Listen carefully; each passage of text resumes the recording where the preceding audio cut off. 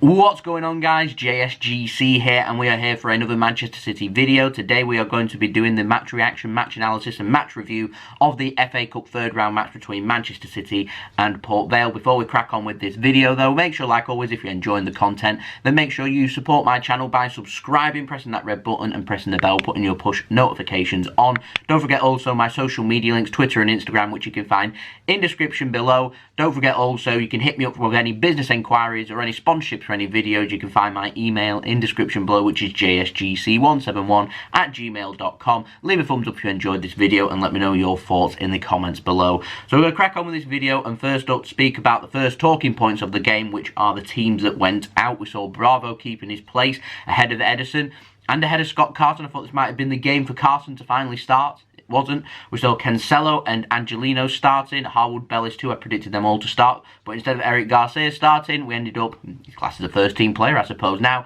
We saw John Stones get the nod instead, so he'll be going up against his arch nemesis Pope. Gundogan, he went in at defensive midfield. Phil Foden too. We saw David Silva making up the midfield. Bernardo Silva, Zinchenko and also Sergio Aguero up top. It ended up being more like Zinchenko playing at the back and Angelino coming forward.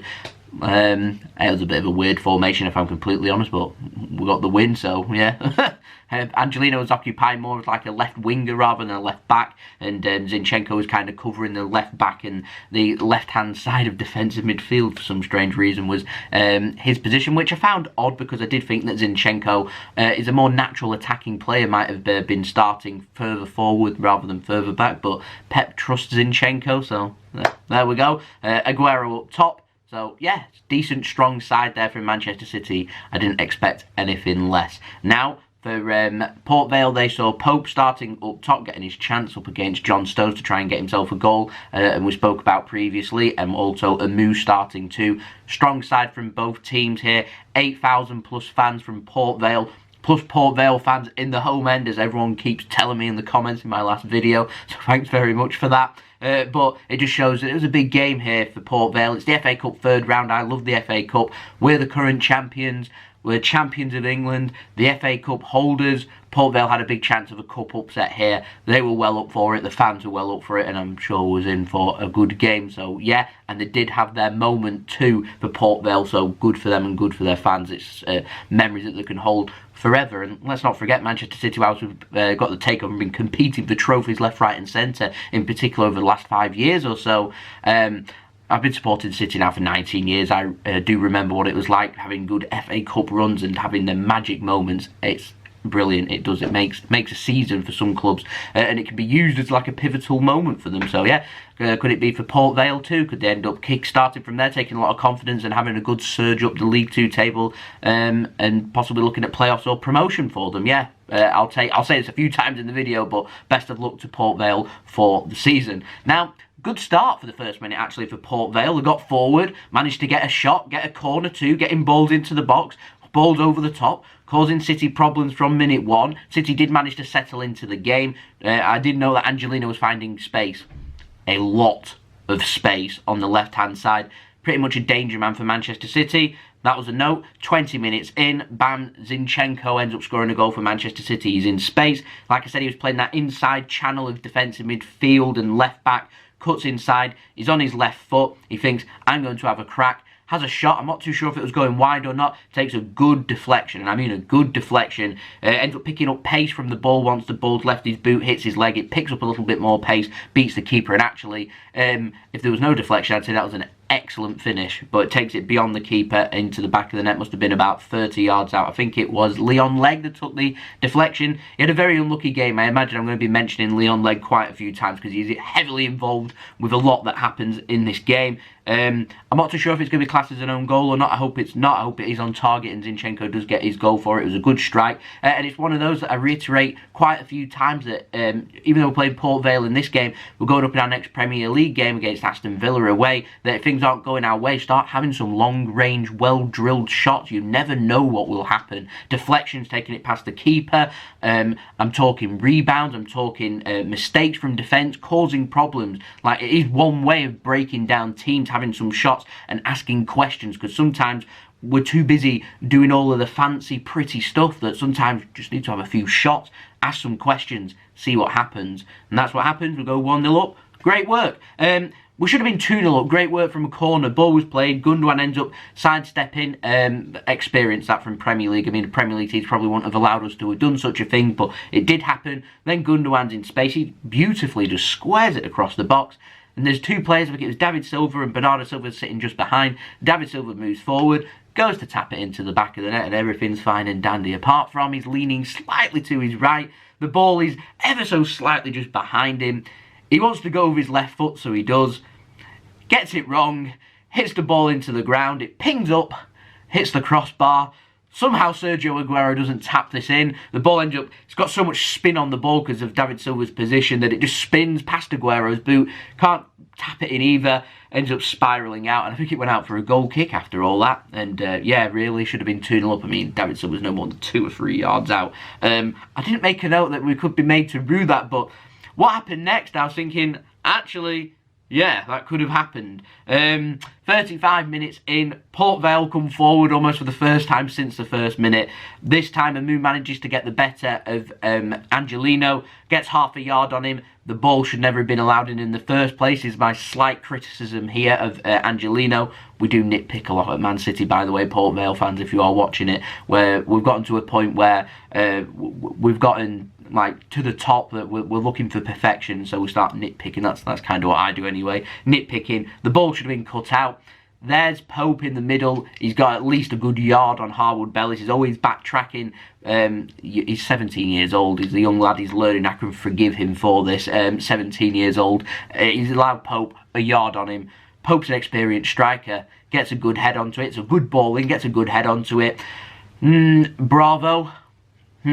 Yeah, I mean, it's not in the corner, this header. It's a very good header, don't get me wrong. It's a good goal to score as well for Port Vale, but for Bravo, yeah, I do have my doubts there. I've had my doubts for a while, and I'm not the only City fan that will say that. It's one of them that it's Port Vale's only shot on target that they had all game, and I said it was a good header, but it wasn't a phenomenal header. It wasn't in the corner. It's not one of those where I can say, wow, that was a fantastic header and goal. It's a good header, wasn't fantastic. Keeper, to me, should be doing a little bit better. All about his positioning. His positioning was wrong. He's leaning slightly to the keeper's left. The ball ends up going central. Just have a watch of the replay of the game, and you'll see where I'm coming from. It's one of them that's.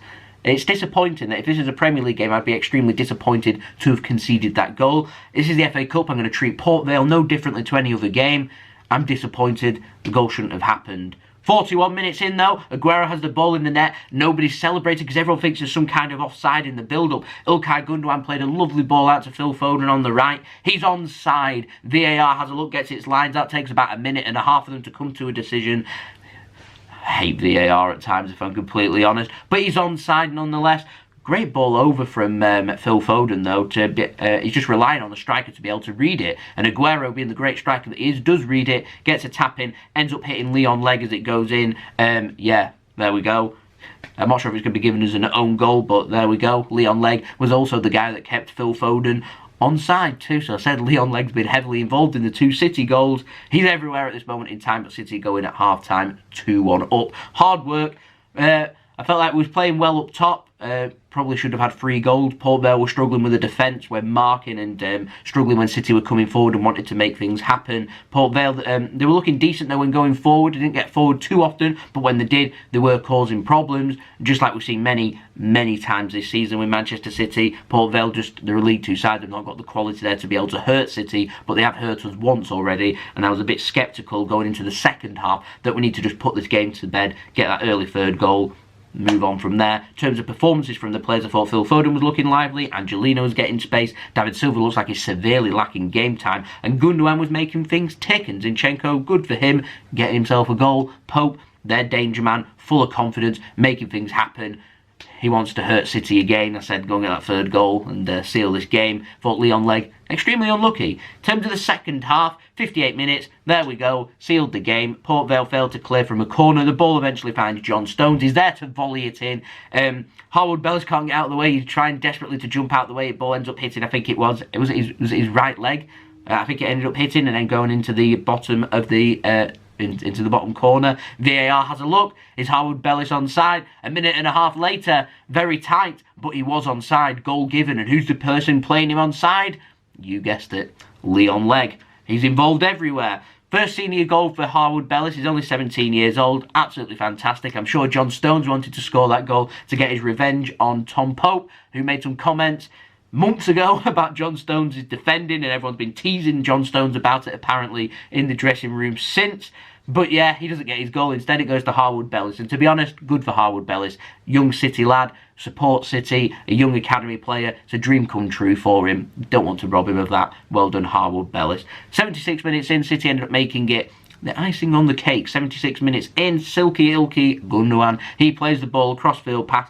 Good player. Angelino controls well, in lots of space. Once more, just slides it across, and there's the other City Academy lad, the City fan himself, Phil Foden there, just to smash it and put that icing on the cake for City. We also saw Riyad Mahrez come on and Tommy Doyle too. Good for Tommy Doyle. I think it's his first senior appearance at the Etihad Stadium, so good for him, as City ended up winning the game 4-1. Job done, into the fourth round. The draw is tomorrow, by the way, tomorrow night. So we're going to look at the stats now for this game. 66% possession for Man City, 34% possession for Port Vale. Kudos to Port Vale. I've seen a lot of teams come and have less than 20% possession at City. I'm talking Premier League teams that have had this. I'm talking teams that get between 20 and 30. So to get 34% possession of the ball at the Etihad Stadium, a League Two side going up against the back-to-back Premier League champions and the current holders of the FA Cup, that is decent. Three shots in total from Port Vale, just one on target, one goal. Can't ask for any more, being clinical. Job done there. Maybe we can think about the defence and, yeah, but I'm not going to criticise Port Vale. Pope getting his goal. Port Vale fans, they were leaving in the comments in the last video saying that they just wanted the goal, they wanted that moment. Not only did they get their goal, they got an equaliser. They could dream. It's fantastic. I love it. I love it. 23 shots for City, 10 on target, 4 goals. Not too bad from us, to be fair. In terms of passes, City ended up dominating the passes, dominating in the attacking third. Clear-cut chances dominated by Manchester City. Crosses weren't too bad from City. All the defensive stats dominated really by Port Vale in terms of blocks and blocks and tackles and making things happen. But when you're sitting back and having a lot less percentage of the ball, that is always going to be the matter. Now, in terms of this game itself, Port Vale, they got their goal, they fought and showed guts. I like that. Well done to Port Vale, kudos. Pope header well taken, they look confident. You wouldn't think, to be honest, that they are 10th in League 2 if I was to show you that game and say, where do you think Port Vale are? You wouldn't think that at all. So kudos to them. Best of luck to the season for Port Vale and all their fans. I hope that they did enjoy their day out at the Etihad Stadium. And one last note, how unlucky was Leon Legg in this game? Yeah. For us, no injuries, so that's always good. Good win. We're into the fourth round. Angelino and Phil Foden both had excellent games. For me, though, Phil Foden showed the desire and hard work. That is what desire and hard work looks like. Gets his reward in the form of a goal. He is my JSGC man of the match. Nice to see Aguero back on the score sheet too. Nice to see Zinchenko scoring too. We're on to the draw on Monday. Let me know in the comments below who you want to draw. But in terms of football for us now, on to the derby, Tuesday night, Carabao Cup, semi-final, another cup game at Old Trafford. Let's rest, let's recover, and let's go again. One note, last note, defence needs to be a lot tighter for that game. United will look for the counter-attack. We'll have a preview for that up probably tomorrow, so make sure you stay tuned for that. There we go, that's been the video. Hope you enjoyed the video. If you did enjoy this video, make sure you leave a thumbs up so I know that you enjoyed this video. Don't forget, leave your thoughts in the comments below. My business email in description below if you want to hit me up for any sponsorships, for any videos, or any general business enquiries. Don't forget to subscribe, press that red button, press the bell, put your push notifications on, aiming for 5,300 subscribers. Any help towards that would be much appreciated. Social media links in description below and popping up on screen if you want to go and follow me on Twitter and Instagram. I'll see you all again. We'll have daily transfer updates running, by the way, still continuous while we're doing these videos. I'm also going to have the preview for that Manchester derby and the Carabao Cup coming up tomorrow. So stay tuned for that. So I'll see you all again very soon for the next video. So it's been JSGC. I hope you all have a wonderful rest of your day. Peace. Ciao for now.